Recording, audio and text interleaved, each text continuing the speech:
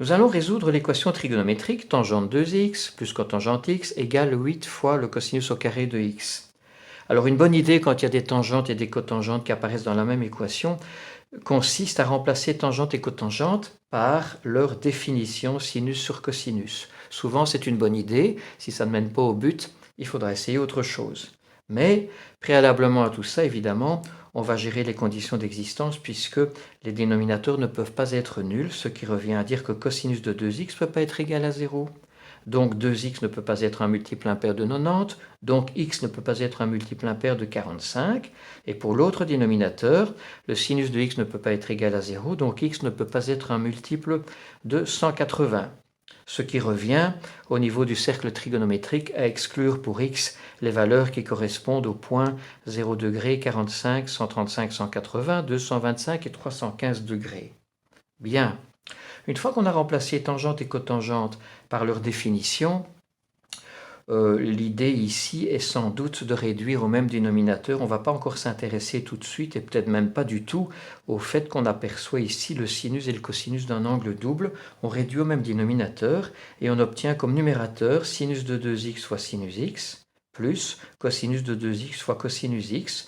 Le dénominateur qui est cosinus de 2x fois sinus x a été évacué à droite et le membre de droite est donc 8 fois cosinus carré x fois cosinus 2x fois sinus x.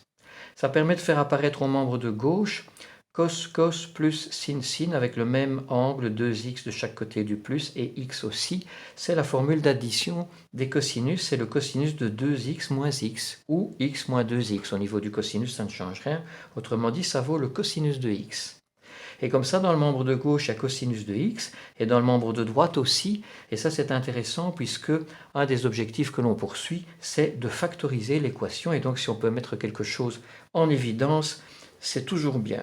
Donc, on met cosinus x en évidence et il reste 1 moins le membre de droite réduit, donc 8 fois le cosinus de x, fois le cosinus de 2x, fois le sinus x, le tout égal à 0.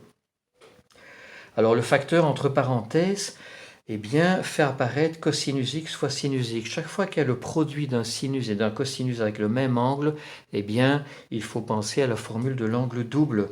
2 fois cosinus x, c'est sinus de 2x. Donc le 8, on va l'écrire comme 2 fois 4. 1, 2 va être consacré associé au cosinus x et au sinus x pour produire sinus de 2x. Et il va rester le facteur 4 avec le cosinus de 2x. Et maintenant, on a de nouveau une expression qui correspond au sinus de l'angle double, puisqu'on a le 4 qui est ici, qui est 2 fois 2, 2 fois sinus de 2x fois cosinus de 2x, c'est le sinus de 4x. Donc on peut remplacer tout ceci par 2 fois le sinus de 4x. Et comme ça, on a un produit de facteurs qui est égal à 0, et chaque facteur correspond à une équation trigonométrique simple. Le premier facteur, cosinus x égale 0, x doit être un multiple impair de 90 degrés. Il ne faut pas les rejeter. Les conditions d'existence ne demandent pas qu'on les rejette.